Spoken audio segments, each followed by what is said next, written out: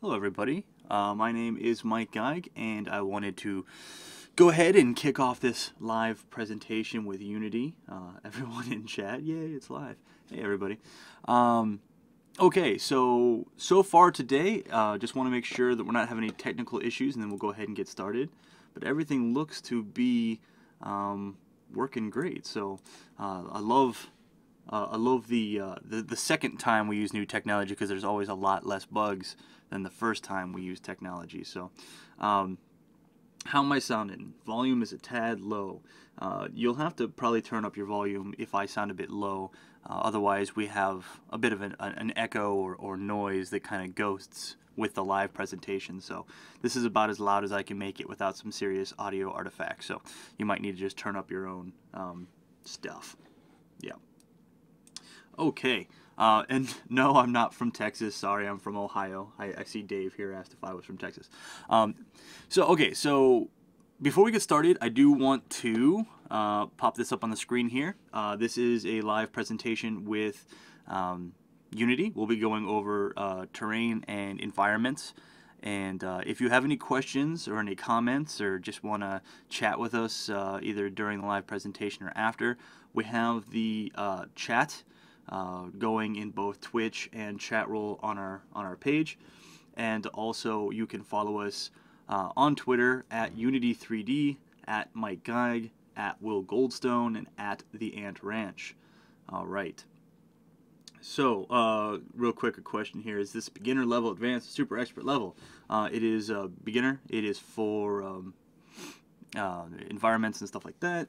Though if you don't know how to do this stuff, then I guess it would be advanced to you. So I guess that, yeah, I guess that's to answer your question. Okay. So now that I've got all that stuff out of the way, we can go ahead and begin. Normally I have some people helping me monitor chat. Today they are not here, so if you're asking me questions and stuff like that in chat, chances are I'm not going to see it. I do apologize, but just trying to run the presentation and read the chat, with which we have close to 400 people, would make it, fairly difficult. So I'm going to do as good as I can, but if you ask a question a bunch of times and I'm not answering you, I promise you I'm not ignoring you, I'm just not seeing it. So, okay. So last week, we talked about terrain, and we talked about sculpting terrain using height maps and using terrain sculpting tools with Unity. And we looked at some hills and valleys and whatnot, and we also talked about texturing. And we talked about how to texture our terrain. So I'm not really going to get into a lot of that this time. I have instead just created some sample terrain that we're going to go ahead and start with. So let me move some stuff out of the way here. So what we have here is we have this nice starter terrain. I've included some mountainous areas in the back. I've got some kind of hills in the front. I've got a beach, and then I've got a bit of a divot in the ground, which I'm going to have some water, so like a lake or an ocean or whatever. Now, granted, this is fairly compacted. Our beach is not very big, our hills are not very big, and our mountains are not very big. All in all, it's all very, very small. As a matter of fact, if I play this, I've got my first-person controller in here. You can see my beach is very narrow, my hills are not very tall, my mountains not very tall. I did this just to make a real quick, easy beginner level, I guess, so that we can see the effects without it being huge, right? I didn't want to have to navigate giant mountains and long stretches of plains or anything like that, so this is all fairly compacted. As a matter of fact, my terrain is only 100 by 100, so fairly small. All right, so if you're sitting there when we get to trees and stuff like that, and you're like, man, that tree is gigantic. Well, the tree is actually a pretty decent size. The world is just so very tiny. So yeah, so I kind of showed you, I played it there, kind of showed you what it looks like in game, but I do want to show you that I've sculpted the terrain using the Unity's tools. No meshes or anything in here. I have my first-person controller, and oops, I accidentally modified the ground. I have my first-person controller right there, and I have a directional light. Say hi, directional light. Where are you at? I have a directional light right there. There we go. So I have a directional light. So those are the things that are in my scene. And if you're looking, you might notice that there's some textures in here that you were not familiar with. So just so you know, I am not using all of the standard asset textures. I have included some additional textures. I'm going to show you how to access those in case you you want to know. So I showed you guys last time how to go to Assets, Import Package, and Terrain Assets. All right there. And these are the terrain assets that gives you like good grass and rocks and grass and cliff texture or something like that. And as a matter of fact, those appear right here in my project view. I have grabbed these other terrain assets. Now these terrain assets are free on the asset store. They were made by Unity back in Unity 1.0, and just due to their size, they don't come packaged with Unity, but you can get them on the asset store. So to access those, if you come up here to Window and Asset Store and pull open the Asset Store here, and I hope this window works. Sometimes the windows bug out when I'm recording the screen. Looks like it's going to work though, so that's good. We'll wait for this to load. If you come in here and you click terrain, or you type terrain into the search, and give it a second. My computer runs very slow when I'm recording and doing so many different things. You'll find this terrain assets right here made by Unity Technologies, okay? And in here, there's a ton more trees, a ton more materials. We've got details, different grasses, things like that. So if you import these, it's completely free. If you import these, you're going to get a bunch of new stuff. Yeah, 12 trees, 12 bushes, 6 grass types, and 22 terrain textures. So that'll really allow you to build more complete stuff. Okay. So yeah, so that's all in there, and I've already imported that into my project. So if you see me using some stuff and you don't know what it is that you are using, or that I'm using, that's where it comes from. It comes from those assets right there. So yeah, so make a note of those. Those are super useful. There's actually a ton of assets on the asset store. Tons of trees. If I wanted to make a desert, there's desert level packs and stuff like that. And I mean, if you can get all the assets to make an entire desert world for 10 bucks on the asset store, that's a heck of a deal, right? So a lot of that stuff exists in the asset store. So if you're trying to build some pretty complex or some awesome looking stuff, go check it out. The asset store's got a ton of great things. And so there you go. That's my plug for the asset store. Yeah. I'm seeing here codename Z#. Yeah, the asset store window can be a bit slow. That's just kind of how it is. Since it's an internet connection running through the Unity editor, sometimes it's a bit slow. Sometimes it's fast. You know, it all depends on what else I'm doing on my system. Yeah. Okay. So let us get into today's lesson. So when I run this, I'm on my beach, right, and I actually have like 3 different types of sand on here, so I hope you guys appreciate the effort I put into texturing.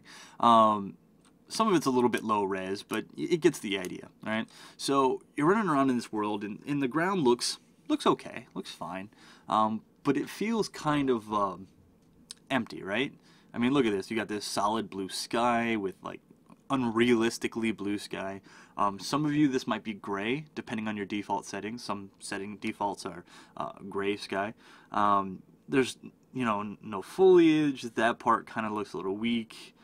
The mountains don't really look all that great. So all in all, I mean, the terrain looks fine, but the world looks a little flat, looks a little empty, looks a little basic, right? So we are going to talk about the things that we can add to this to make it look better, to make it look more cinematic, to make it look more natural, things like that. So let's go ahead, and I'm going to pause this here, and I'm also gonna, I didn't notice that I had this going on. I like to make my scene view as big as possible. There we go. There we go, much better. Of course that is gonna make my upload lag a little bit because now I'm sending more video data at once, but what are you gonna do? Okay, so what I want to start with is I want to start with trees. Okay, now trees, me and trees have kind of a love-hate relationship. Trees look great, and they add a lot of value to a world, but at the same time, I'm no good at trees. I always put too many or too few. And like I said before, this world is kind of compacted, so trees aren't going to look quite right, but I'm still going to show you how to use them. All right, so trees really are better in bigger worlds that make a little bit more sense, but we're going to go ahead and just slather trees on here anyway because we can. All right, so I'm going to click on my terrain here, and I showed you guys the sculpting tools and the blur tool and the texture tool, so all of these, all right, last time. So this time we're going to click right here, and we're going to click on the Place Trees button, all right? Place Trees button. And you're going to notice that the brush is actually quite gigantic, quite big, all right? I'm not going to go ahead and do that just yet, because, well, first off, because that wouldn't be very good, because I don't want trees down here where my water is going to be, and also because I don't have any trees loaded, all right? So by default, there are no tree assets, but if you import the standard assets, the terrain assets from our assets menu here, or from the asset store, then you're going to get these trees, all right? So what you're going to do is, once you have tree assets, you're going to click this Edit Trees button right here, and add a tree. And we're going to get this dialog right here. Let's see. I'm going to make sure the dialog pops up on your screen. It does. Fantastic. And when I click the circle right beside it, I'm going to see all of the trees that I have access to. All right, and a few things that aren't trees, like this third-person guy or this rock. But I'm going to see all the things that could be constituted or could be constituted as trees to place in my scene. And we have things like a palm tree group, palms. I think the palm is the one that comes standard with the standard assets, and the rest of these are extra, or the ones that come in from the asset store. I'm going to choose, what's a beech, right? So I'm going to do palm. Yeah, palm. Okay. And a bend factor is how much this tree is going to bend in the wind. All right. Wind is not something we have in here yet. We'll talk about wind. I'm going to leave the bend factor at 0. Well, you know, that's I don't know. I don't know good min and max values there, because I'm guessing I don't ever really play around with the bend factor, so we'll see what happens when I make it 10. So now we have this tree, and I have a couple things. I can click and paint here, or I can click Mass Place Trees. Mass Place Trees is for when I'm feeling like super lazy. All right, I just click this, go say, hey, how many trees do you want? Give me 100 trees, place. Oh, hey, it didn't actually place. Oh, yeah, wait, no, it didn't actually place any. That's weird. Let's try that again. Mass Place Trees. Place. Oh, it did bring them in. They're just super tiny. That's weird. Well, the palm group asset is very, very tiny, isn't it? Let's undo that. Why are those so small? So every tree is a little bit different in size. I'm actually going to remove that tree and pick a different one. I'm going to pick a tree. I'm going to pick the standard palm one. Are those super small too? My terrain isn't very big, so... Oh, I didn't hit add. There we go. Why are those palm trees coming in so tiny? Well, while I'm wondering why they appeared so very, very small, I can show you this here. So we have our brush size. Okay, obviously that affects our brush size, and for the trees, our brush can actually get quite large. Okay, because we use it to make forests and things like that. Then we have the tree density, which, if you have an older version of Unity, tree density used to be tree spacing, I believe is what it's called. The tree spacing is how many or how much space is in between each tree, and they've kind of removed that and they made it tree density instead. All right, so we can say per one brush click, how many trees do we want placed, or how dense do we want that to be? And then we have color variation. The color variation is just how much each tree will be a little bit different from each other, which is nice so that not all tree looks exactly the same, right? Then we also have tree height, and I suppose I can bump that up a bit, and maybe that'll fix my tiny tree issue. And then we have a variation on tree height, again, so not every tree is exactly the same, because that would look pretty bad. We have tree width, all right, again, how wide the tree is, and variation, again, so we don't have all the same. Let's see, so those trees are still very tiny. Let's try a different asset. Let's try a sycamore. There, hey, now our sycamore is gigantic. Perfect. We'll stick with the sycamore. I don't know that sycamores grow near beaches, but today, sycamores are growing near beaches. Like I said, I just loaded all of these assets. I actually, when I was playing around earlier, I used the sycamore tree, so I knew that one was going to work. I didn't use the palm one. But as you see, that sycamore is huge, right? Let's place that a little bit closer to my guy and run it. And you can see that that is a gigantic sycamore. Not exactly what we want. So let me click on my terrain. To get rid of trees, I can just hold down Shift and click again and they go away. So let's do this here. Let's decrease my brush size, decrease my density that will allow me to place them more specifically, really reduce my height and my variation. There we go. Now we can create sycamores that look, well, that's a bit too small, isn't it? It's a fine-tuning thing. That's a pretty decent looking sycamore. Oh, okay, fantastic. So we can do something along those lines. That looks reasonable enough. Okay. Shift click. Okay. So again, clicking allows you to place trees. Shift clicking allows you to remove them. Okay. So you can basically straight up murder your terrain with some trees, and then you can just remove it real quick again. Now I can show you mass placed trees, since the trees are not super tiny. Alright, so mass placed trees, let's say 25 in place. And there we go. So it kind of just places trees for us. And let me change my brush size here and get rid of some of the ones that don't make sense, like all of them, because they're sycamore trees on a beach, but whatever. And we can have something kind of along those lines. Alright. So that allows us to create trees. Now, you will notice, pay attention to this tree specifically as I zoom out and zoom back in. Alright? Hopefully you notice how it is warping like that. Alright? That warping, okay, that is a billboarding process. What effectively that means is that as I get far away, it reduces in quality so that I'm not expending a ton of resources. Okay? And then as you zoom in, it gets much larger, or it gets more larger and high quality and stuff like that. Alright? Fantastic. Okay, let's remove those. Let's find, let me go to edit trees. Let me add another tree. So you can just keep adding trees how you want. Let's go bamboo. I think a bamboo tree could be here, right? Let's put just basically a little forest area here and maybe here. So just two little forest areas. Alright. And I'm going to grab bamboo. I'm going to reduce the density, reduce the brush size. Over here, let's reduce our tree height and our variations. There we go. And we can place some trees here. Let me up my density a little bit. A little bit more. Come on, trees. There we go. Maybe a little bit too much there.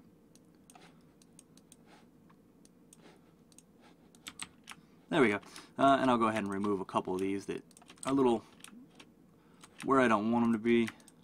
There we go. Okay, and so basically placing trees is like placing anything else. It's like painting, right? We use our brush, we can choose the densities to choose how many trees are there, and then we can use our variations and stuff like that to add some randomness to it. Really the best way to handle trees is to hand place them as meshes, right? If you're lazy like I am, you can place them like I have, where it's just basically fast and easy to kind of drop some trees in here like this. But really, it's much better to kind of spend some time and hand place and hand sculpt and stuff like that. Alright, so we've got some trees here, and yeah, that's the tree tool. So basically fairly easy to use. Let me get out of there. And it's just a matter of painting. Alright. Now, if you are using Unity Basic, or Unity Free, I guess, you might have some issues with directional lights where some of your trees appear black, okay? And effectively what that is I'm just telling you this now because a lot of you might still have that.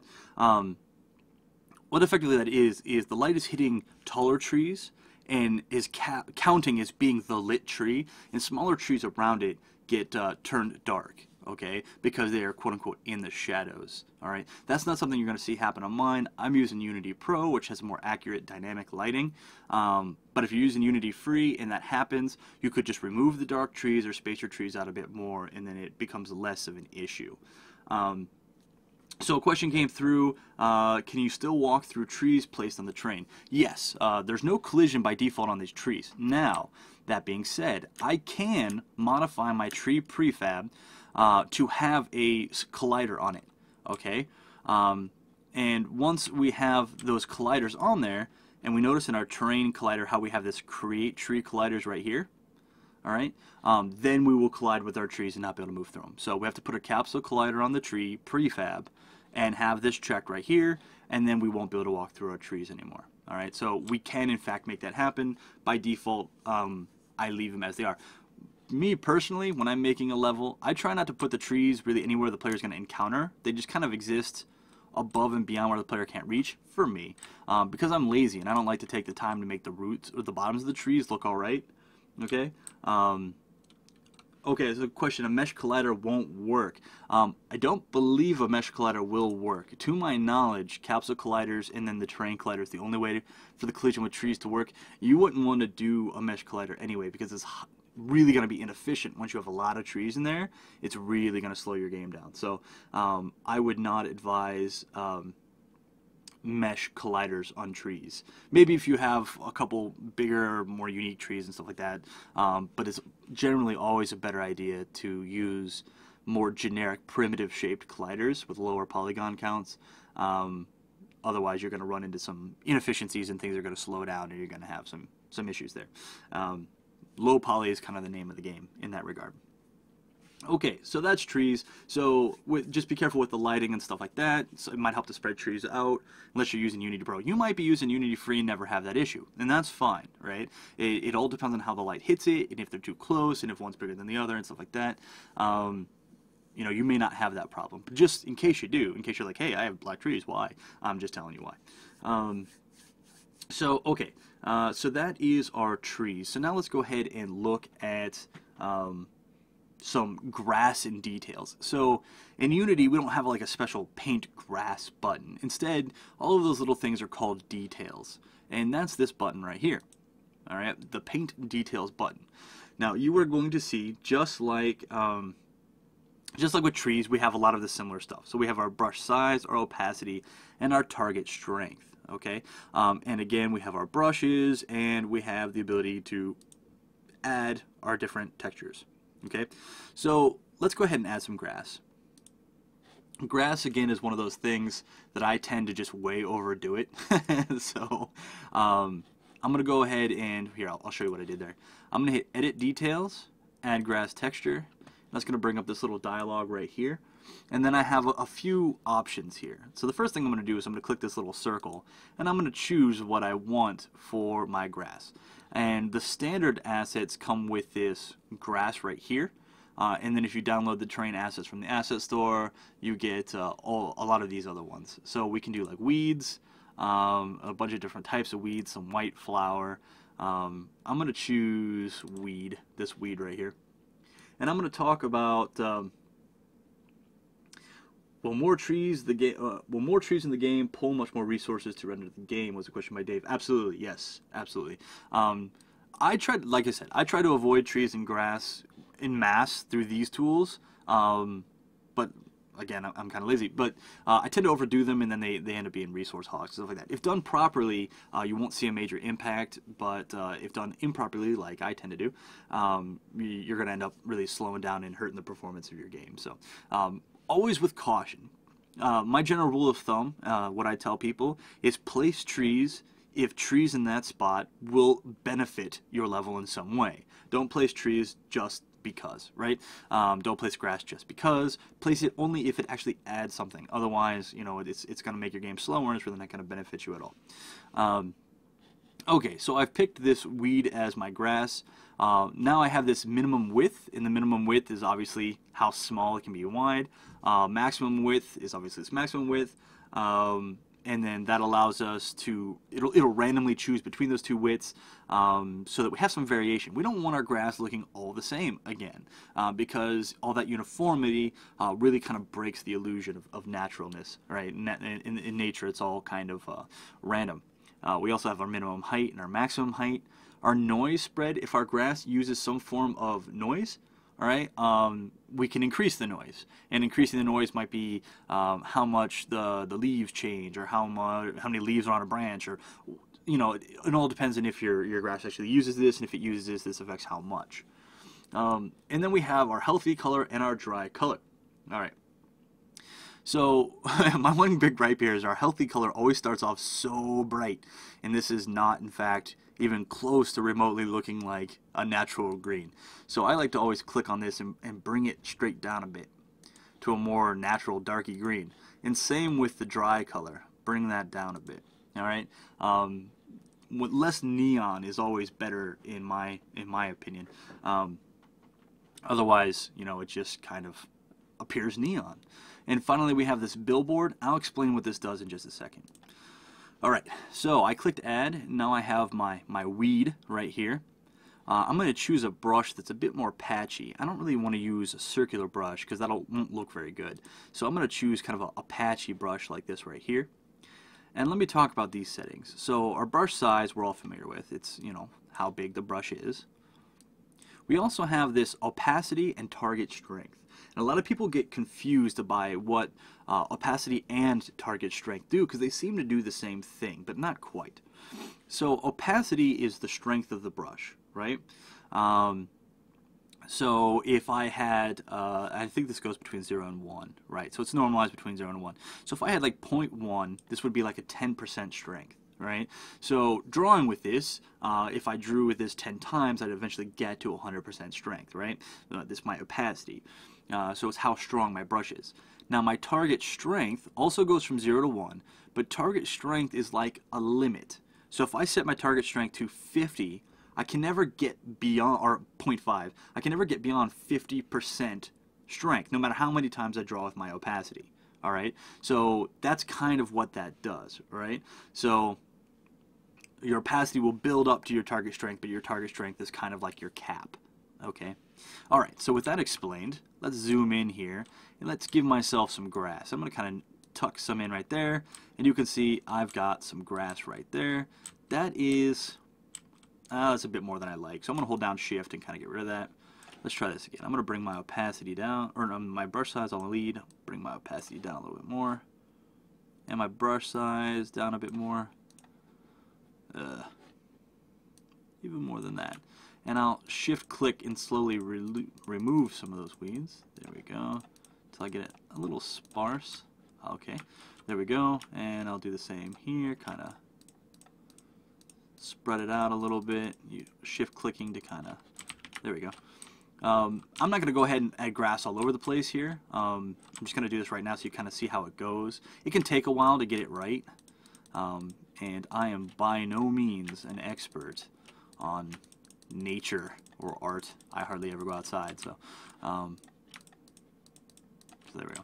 We'll leave that for right now. We'll leave some grass just right there, just so we can kind of see the different ways this works. So I'm going to go ahead and hit play.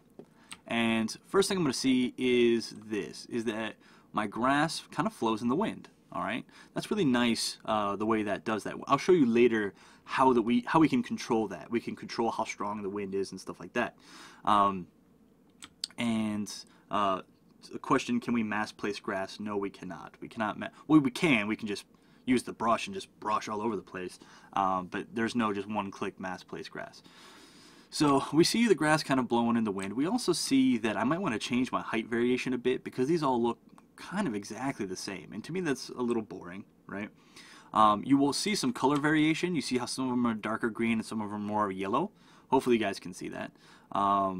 That's those two color pickers we chose. So some are dry, some are not dry. So some are yellowish and some are more green. Also notice this. Pay attention to the grass itself. Notice how it's always facing me, right? See how it's always facing me. I never can move around it. It always turns to face me, all right? That's what we call billboarding, all right? A billboard is a 2D image that always faces the camera so that it appears 3D, all right? It appears that there's a 3D mass of this grass, but there's not. They're all flat. They're all billboarded, all right? And as a matter of fact, if I come back out of my scene, if I click Edit Details and Edit with my weed selected, and I come down here to Uncheck Billboard, and then I run it, you will see quite the opposite. You will see that it stays flat, and that I can see that it's flat. Right? You see the flatness of it. Okay, so without billboarding, that's kind of what happens. Billboarding is important for terrain because our trees will billboard at a distance, and our grass billboards and things like that. And actually, let me edit that again. Let me change my width to be 0.5, and my maximum width to be 2, min height to be 0.5, max height to be 4. See how that does it. Bit more of a variation. We can see some thinner, smaller ones, some bigger, thicker ones. Really, I'd want to maybe reduce the amount of this in here a little bit. Drop my opacity down and kind of remove some of those stocks. Thin it up a bit.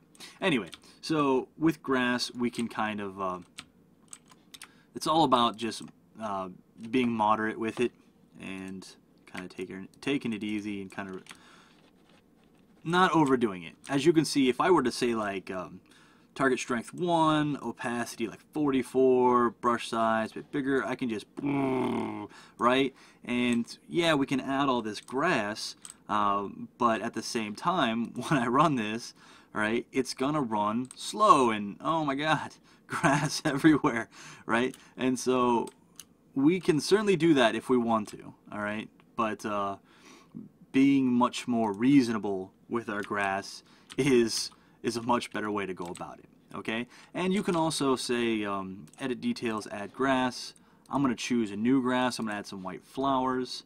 Again, I'm going to maybe, heck, let's make white flowers kind of reddish. I don't know, just for fun, you know, just to see how different we can make it. And select the white flowers. There, target strength small, opacity small, size, kind of put some, there we go. And you can see how that kind of breaks it up a bit, makes it look a bit more natural. All right, the white flowers are great because you can just specify what color you want, and then they are that color, right? Because it's white, so you add any color to the white, and all of a sudden it's that color. So now when I run this, and you can see now I've got kind of a, breaks it up a little bit, have a little scrub and brush and stuff there, and kind of makes it look a bit more realistic. Maybe not for a beach, but we're kind of ignoring the fact that this is supposed to be a beach right now with all this foliage here. Realistically, I might want to put those up here, as a matter of fact. Let's bring this down a bit and just kind of, oh, I forgot, let me edit this. I don't want them to be up to 4 anymore, I want them to be small again. Kind of place some around the base of the trees, and you can do that. You place them around the base of the trees, and then all of a sudden they don't look so unnatural. And you got yourself a nice little oasis over here. All right. Always, again, it's a good idea to use the grass and stuff like that built specifically for your world, so it meshes a bit more. I'm kind of taking different assets and putting them all together, so it kind of looks a little disparate. Yeah. So there we go. Okay, so grass. So we can paint trees, we can paint grass, and that adds an element of being alive to our scene. And actually, while I'm here, I'm going to come back over here to my sycamore tree. I'm going to come up here to the mountains, and I'm going to place a couple. And actually, no, I'm not going to do sycamore trees. I'm going to add a tree, pine. Where's my pine? Pine would grow up in mountains, right? I suppose. I don't know. Seems reasonable. Reduce my brush size. I just want to be able to place a pine tree. Oh, I'm still on sycamore. Pine. There we go. A pine tree. Way too big. Alright. Tree height. Bring that down. Variation. There we go. Right? We might see pine trees up in the mountain. This is where I like to place trees. Like way up in the background where you can't really get to it, though you could get here if you wanted to. But they just kind of break up the sky a bit. Alright. So you can see them kind of up there in the distance. Some pine trees looking all piney and whatnot. They're a bit taller than they really should be, but whatever. Alright, you guys get the idea, right? So with time, you kind of, you can kind of figure that stuff out a bit. Alright, and the trees really should be a bit smaller. As a matter of fact, if I don't remove this one, it's just going to bother me. There we go. Okay. So we've seen how to place trees, we've seen how to place grass. But as we noticed before, how the trees kind of warp as you move in and out, let me show you how we control that, okay? So our very next, well, we saw trees here and we saw painting details. Let's look at the very next one here, which is the terrain settings, all right? And we have the base terrain, which handles our shadows and materials and pixel errors, and I don't really care about those right now. I'm interested here in the tree and detail objects, okay? So first off, I can turn my trees and grass on and off, okay? So we can definitely do that, all right? But more importantly is this idea of detail distance and detail density, all right? Using this, I can control how far away my details are drawn and how many are drawn at a time. Okay, you see how if I'm moving this slider here and I'm changing my detail density, okay, and also if I pull this slider way down, they disappear.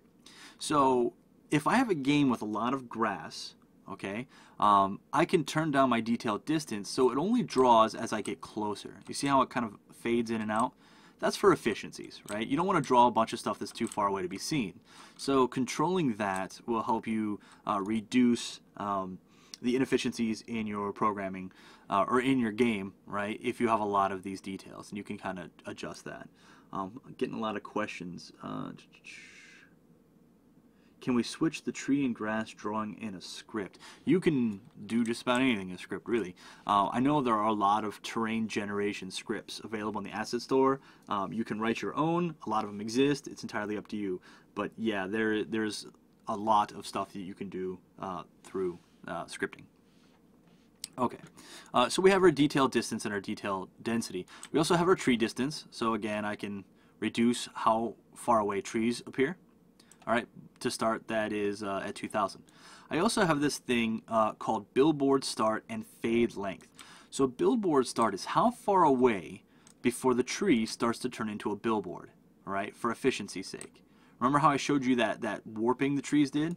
Watch this tree right here. How it kind of, watch how this tree changes. See that? So that is billboarding, okay? Both of these trees are doing it right there. It starts at 50. If I wanted to, I could reduce that down to 5, so it wouldn't start a billboard back until I got within 5. See? Now that would be kind of silly, because that looks kind of bad, but I could do that. Let me take this back up. If you're targeting stronger computers, right, you can turn this up even past 50 to like 300 or so. But that's what that does. Okay, so we can control how far away. I like to keep this around, I don't know, like 100.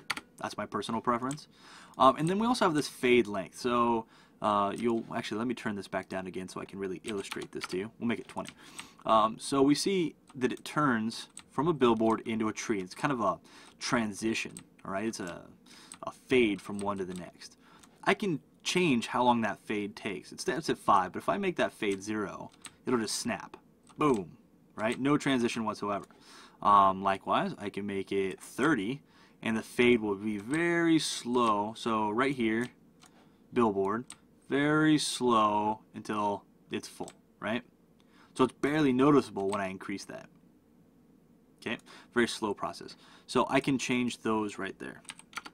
All right, I'll change those back for you. All right, there we go.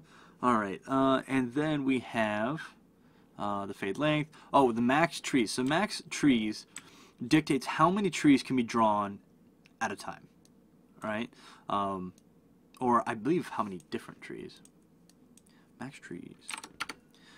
Yeah, I believe it is. No, it's how many trees I believe can appear in a scene. But I believe it defaults to a minimum value before it starts clipping them off. All right, next we have our wind settings. This is what's going to control our grass. All right, we saw that our grass moves in the wind, and this is how we control it through our wind settings right here. All right, and so what we can do is we can increase our speed. Like if we turn this all the way up to 1, we can see that our grass is really going to start whipping around. All right, leave that back down. We can change our wind size, and we can change the bending, right? So if I turn these all up, we're going to get real heavy pushes, real big wind and stuff like that. Stuff's really going to be moving. Likewise, I can turn this down, all right, and I'm just going to get a little subtle effect, all right, very little movement, just kind of a tiny bit. You can barely even see that, just tiny, right? So we can control our wind. Interestingly enough, grass tint is in the wind settings. I'm not entirely certain why, but we can change the tint of all of our grass right through here. So we can, you know, give it all kind of a whatever, an overall feel to it, and we can use we can just use this to kind of dictate a general color change in there. All right. So the rest is the resolution settings and stuff like that, which we talked about last time. All right. So at this point, we have a terrain here. We've got some grass and some trees and stuff like that. All right. I'm not very good at placing grass and trees. Again, I'll just warn you. So it looks okay. You know, it's kind of hokey. It takes me a little bit of time to make anything worthwhile with trees and grass. But now we get to the stuff that I'm a little bit better at. Okay, so let's talk about some of the other environmental effects, in my opinion, have a much larger impact on what we do. So right next, I'm going to talk about skyboxes. If you've worked in other engines, maybe like UDK or something like that, they're called sky domes. In Unity, though, they're called skyboxes. I prefer a skybox to a sky dome. A sky dome is basically a semicircle that fits like a bowl over your level, and that's all right, except if you look down, there's nothing there, unless you take the sky dome and you duplicate it and invert it. A skybox, however, is a giant cube that fits over your whole level, and it's textured on the inside in such a way that it appears to be circular and infinite and stuff like that. All right. So let's look at this. So by default, there are no skyboxes available to us, but we can come to Assets, Import Package, Skyboxes, and we'll get this nice import package, which we'll click Import, and then we get some nice skyboxes available to us. And there's a couple ways we can apply a skybox to our world. There's two actually. So the first is if I click on the camera of my first-person controller. It's the only camera I have in my scene. I've deleted my other camera. Alright, if I click there, I can apply a skybox to it by clicking Add Component, and let's see here. I can never remember because I think they move it around on me. They say they don't. Yeah, okay. So what we do is we're going to click Add Component, Rendering, Skybox, right there. And that will add a skybox component where it says Custom Skybox. And if I'm going to click this little circle next to it, and I get all of these different textures. I could make my sky a banana plant, but I don't think I'm going to. Instead, I'm going to choose this specific skybox called Sunny 2 Skybox. All right, I'll just double click that, and we will see that nothing happens. All right, nothing has changed. But when I run my scene, okay, I get this nice skybox. All right. All right, that's looking pretty good. That's much better than the blue or the gray or anything like that. All right, there we go. Fantastic. All right, but we don't see it in the scene view. That's because it's just on that camera. The reason we might want to add a skybox to a camera is in case we have multiple cameras and we want to have multiple views, maybe with different skyboxes, right?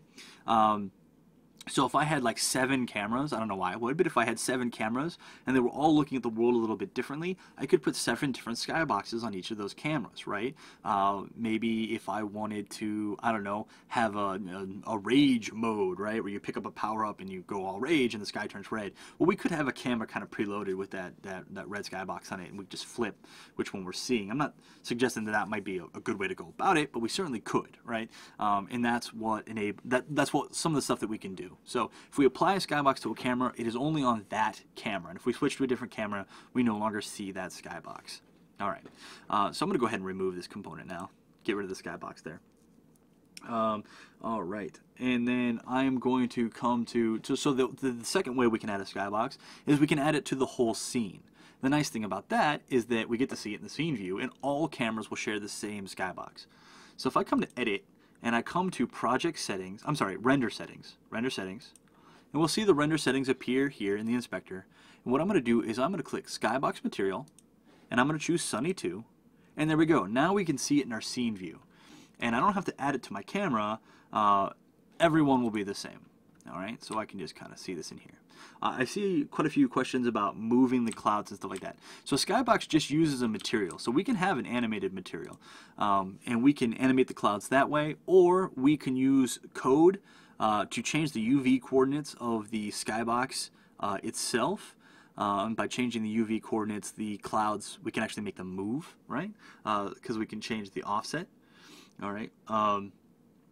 Yeah, so there's a lot of different ways we can approach that if we want to. All right, that's kind of beyond the scope of this right here, but there are ways to do it. Don't think that it just can't be done. But as far as talking about the default stuff without a lot of work, it's pretty much static. All right, but it can be done, and it's actually not all that hard. Okay, so now we have our skybox. So already our world is looking kind of nice here, right? Not too bad. Okay, so we've got some trees, some really bright and obnoxious grass that's very sparse, and we've got some nice brilliant clouds, and there's a sun in the sky somewhere. There we go, sun in the sky. Okay, so again, skybox, just two different ways that we can approach adding the skybox to our level. All right, next I want to talk about fog. All right, and you might be thinking fog is like, it's misty and it's morning and whatnot. And that's true, but we also have a fog like haze, right? So if you've ever looked at something way in the distance, right? Or if you've ever taken a picture of nature with a large, long overlook, whatever, and you see that the background kind of turns kind of bluish or kind of faded and stuff like that, we can also use fog to emulate that. So I still have my render settings open, but if you forget, I got here by going to Edit, Render Settings, all right? And you see now I have fog. Just by clicking this, I can turn fog on. Okay, this is all right, but this is like if the world was like, it was like a foggy morning or something like that. All right, if I just hit play with the default settings, it's kind of like that fog appears like pretty darn close, right? I don't really want that. So what I can do is, well, first off, I'm going to emulate a haze. So I'm not going to pretend that it's foggy. I'm going to pretend that it's kind of hazy. So I'm going to find blue and kind of change this to be just maybe a little blue cyan. Okay, there we go, something like that. All right, to emulate a nice haze fog in the distance. And right now, my fog mode, so we have a couple different fog modes. We have linear, and linear is an even fog from beginning to end. All right, which is all right. I prefer exponential, and man, that's really sensitive. Nope. Yeah, our distance isn't all that great. Exponential makes for kind of a better, more accurate fog when your world is actually big enough to make use of it. When it's not, let's just do linear, and let's change. Okay, so let me explain these two. So linear, we'll use this, linear fog start and linear fog end. So that determines how far the fog goes out. What I want to do is I'm going to increase the start so we don't get any fog near us, right? Because it doesn't make sense for there to be any fog near us. And you can see as I'm sliding this, the fog kind of subsides, right? There we go, that seems pretty reasonable. And the fog end is how far out we'll hit maximum fog. Fog density is not used for this, okay? If we do switch to exponential or exponential 2, all right, then we use fog density to kind of determine how quickly the fog onsets. And you can see that it's very sensitive, all right, but I'll leave that at linear because those settings work quite nice for me. So I'll run this. And if I come up here, you'll see that I've got just a little bit of a haze on the mountain in the back. Not a ton, but it's not a very big world. The bigger the world is, all right, the more effective fog and background haze will be, all right? So it's just tiny, but it's really just kind of a tiny fog because the world is not all that big. And if I wanted to change how effective the fog was, I could change how quickly it starts. We'll say maybe 30. It'll start 30 units away. All right, and then our fog will be apparent more quickly, and it'll be stronger in the background. Okay, so fog is a nice way to, like I said, add haze, add a sense of distance.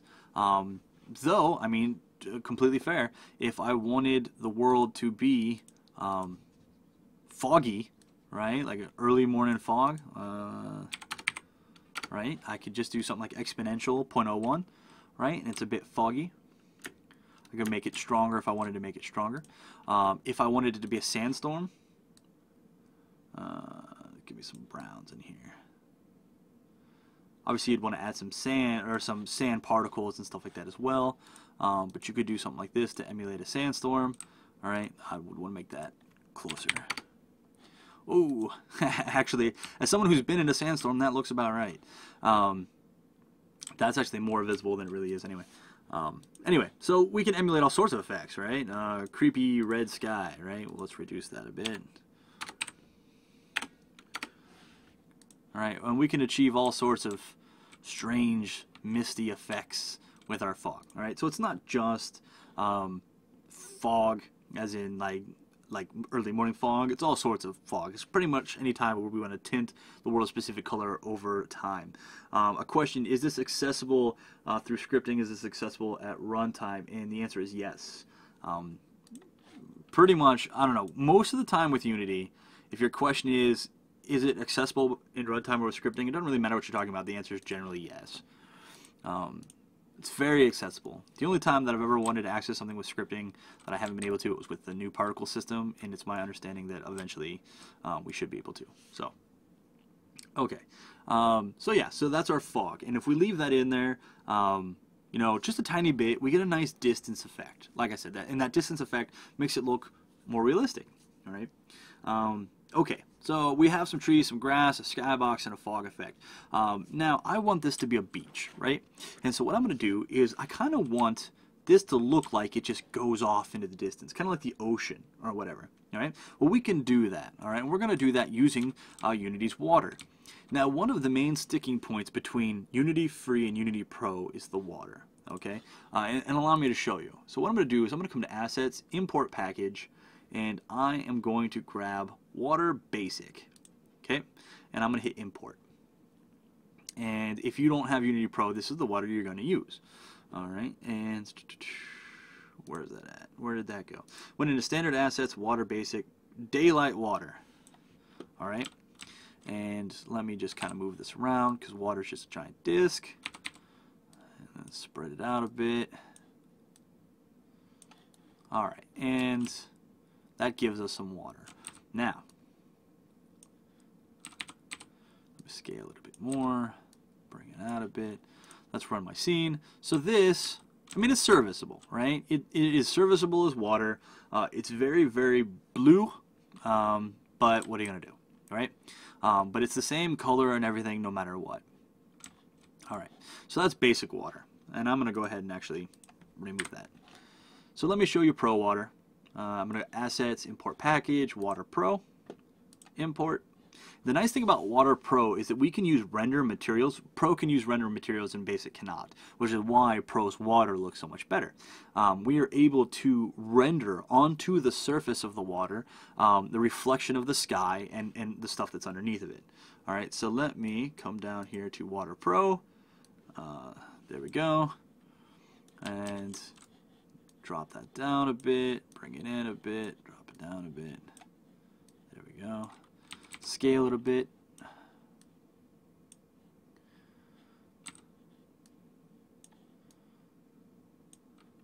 Scale it a bit more. Scale it a bit more. And you can see it's a giant disk. That looks reasonable. Kind of higher, maybe. Okay, and so now when we press play, there we go. Right?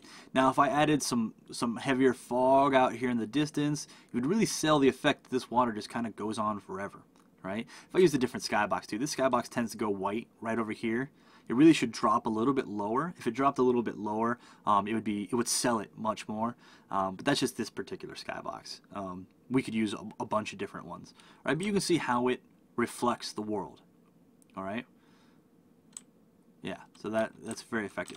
And actually, I can very easily, check this out, I can very easily change how everything looks. I'm just going to lower that. I'm going to bring in some nighttime water.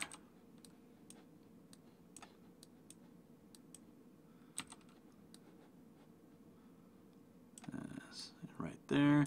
And I'm going to change my skybox from sunny to nighttime.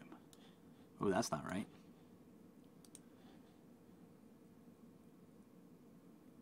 Do I not have a nighttime skybox? I might not have a nighttime skybox. dawn, dusk, eerie. Oh, hey, let's check that out. All right, and all of a sudden I can build water at night, right? So, you know, you can quickly and easily change your world very, very simply, just with some subtle effects, right? So now I've got my fog in the background, I've got some nighttime, I've got some night water, right? So it's actually pretty slick, all right? And yeah, as someone pointed out, you just fall right through the water. You could add a trigger collider to the water that triggered buoyancy or anything like that if you wanted to make that a little bit more realistic. But by default, water is just a material. It's just kind of a circular plane there with a water render material applied to it.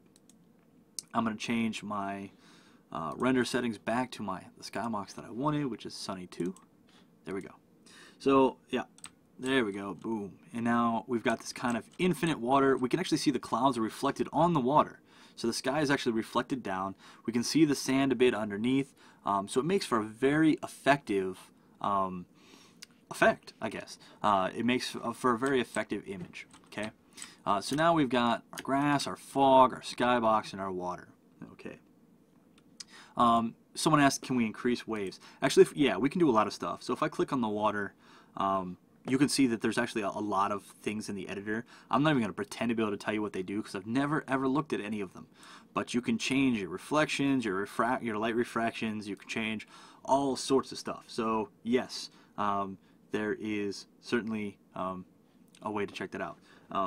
Jake Callan says, is there a way to see frame rates in the renderer? If I go to game and I turn on my stats, when I run this, I can see my stats. So I'm running at 7168 frames per second. This is not tethered to my monitor, so it's not keeping it low. It's actually running low. It's running rather inefficiently, but it's doing so because I am recording my screen and recording a video and doing all these things at the same time. So normally it would be yeah, and it's also, yeah, as pointed out, it's also a debug build, so it's going to run a bit slower, okay? So don't think, oh man, he only did that much and it's not working at all. It's only that way because of all the stuff I'm doing at the same time. And if I were to build this, it would actually be much better. All right, so cool. So now we have water and fog and trees and grass and a skybox. Let's look at one more thing I want to talk about today. Is I want to talk about a lens flare. All right. So a lens flare is going to be that in my opinion, that final touch on a level. And to kind of show you what I'm talking about. All right. If I'm in my world here, I can see that my sun is right there. Okay. But I can see that my shadow is facing me, right? My shadow's right here. So my shadow and the sun are not lining up. Okay. That's because my directional light is in a different spot than the sun. And as a matter of fact, I can look at the sun just fine without any real effect. Okay, so what I want to do is I want to change things a little bit, and I want to have a lens flare. Okay, so again, that's an asset I can load. You can create your own lens flares, but I'm just going to come into Assets, Import Package. Where are you? Light flares, and hit Import. And light flares will be added. We can see the different light flares. What I'm going to do is I'm going to find my direction light right there, and I'm going to go to where it says flare, and I am going to choose sun. Alright, now I don't really have to do anything else, and that's specifically because my main camera already has a flare layer on it. If my camera did not have this flare layer, I would have to add one, or else it would not be able to see that flare. Alright, okay. Alright, and I will hit play, and so now I can look at my sky and find my flare. There's my sun. Right, but that's not exactly where I want it to be, is it? It needs to be over there. So the easiest way to fix this, because our flare will render here in the scene view. The easiest way to fix this is to find the light in the scene view and to rotate it. Where is my light? To rotate it so that it overlines. Boom. There we go. Fantastic. Now when I run my scene, I look up at the sun, I get a nice lens flare, and my light matches the light of the skybox. Alright, so now the shadows will be in the right spot on the other side of stuff, over here, and if I look up at the sun, I get this nice like, oh, maybe I shouldn't be looking at the sun, I'm burning my retinas. All right, and we don't want to burn our retinas, so we look away.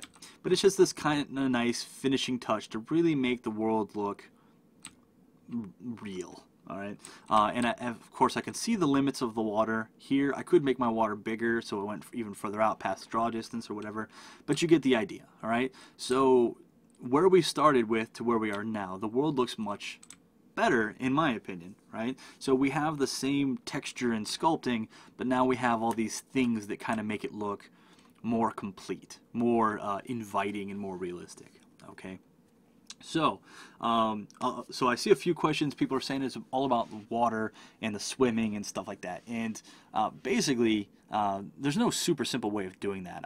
I would put a trigger on the water, and if you touch the trigger in the water, right, it puts you into a floating control mode until you left the water and it took you out of the floating control mode. I'm sure there are other ways to do it. I've never actually implemented a game where you had to swim, so I'm by no means an expert on that. But yeah, there are certainly ways to do that. If you want, another question is if you wanted to prevent people from just going in the water there, you could just put a game object collider on the edge of the water so that when the player tried to go into it, they would just stop. I mean, that's really simple. All right. Yeah. So that's actually pretty easy to do. Okay, so that's going to kind of wrap up my talk about environments here.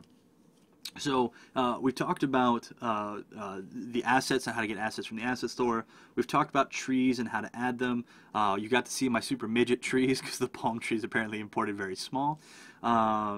We got to talk about grass and details. By the way, details is more than just grass.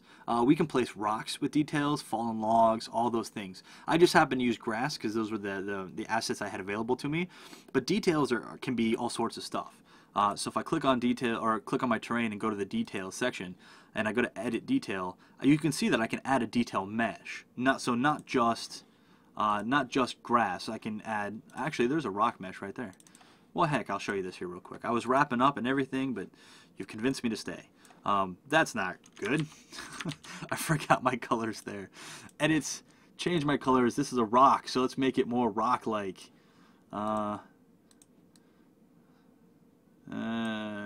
Maybe a little bit of tan. And then we could place some rocks, right? Details. So, yeah, whatever. You can straight up murder your scene with details. But yeah, so details are more than just grass. Okay, so yeah, we talked about trees, we talked about grass, we talked about the different terrain settings, we talked about skyboxes and how to add them, the different ways to add them. We talked about fog effects, water, lens flares, and a little bit about our scene. For those of you who haven't gone there yet, check out unity3d.com/learn/live-training. You can see all of the trainings we have coming up on there. Again, if you have any questions, comments, just want to chat, check us out at Unity3D, at Mike Geig, at Will Goldstone, at The Ant Ranch. We're always willing to chat and take your suggestions. If you have anything you want to see, just let us know. We'll be more than happy to check that out. I believe the next lesson, as someone posted, I think the next one is cameras. I don't remember. But we got a lot of cool stuff coming up. Even if it's not on the site, we have a ton of stuff coming up. So a lot of stuff is in the plan, so stay tuned. We obviously starting very simple, but we will be getting very complex. We'll be doing some intermediate and some advanced stuff as well. So all of this stuff will be coming along. Anyway, that's where we're at. So thank you all very much for sticking around. If you have any questions, like I said, send them our way. If you make some projects and you want us to check them out, send them our way. We always love to see it. Check us out on Facebook, Twitter, all that stuff. And I will be talking to you guys next week. Always check out the unity3d.com/learn. We got all sorts of videos and stuff like that on there. And we're making new stuff every single day. So, all right. Thanks, everyone, and have a great day.